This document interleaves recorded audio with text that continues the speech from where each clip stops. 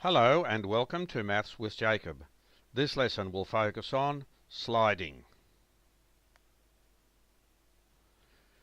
Transformation. In this video we will introduce the idea of a transformation. A transformation occurs when a shape is moved from one position to another. There are three types of transformations that we will look at here. They are called sliding, flipping, turning. In this video we will look at sliding only. The next two videos will feature flipping and turning.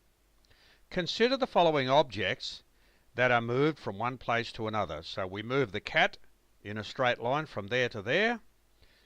This shape is moved from here to there in a straight line. Sliding occurs when a shape or object moves in a straight line from one place to another. In simple terms, a direction and a distance are involved.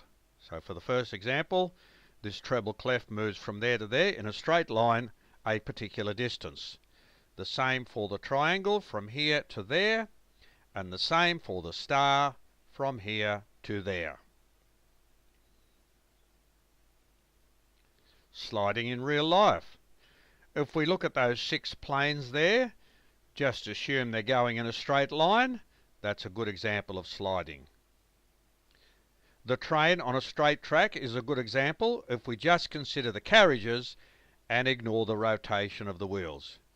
So if the track is straight, the carriages give us an example of sliding, because they're moving in a straight line a particular distance.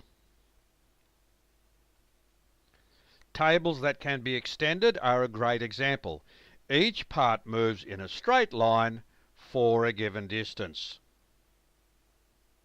Sliding a chair closer to a table or away from it is a good example of this type of transformation.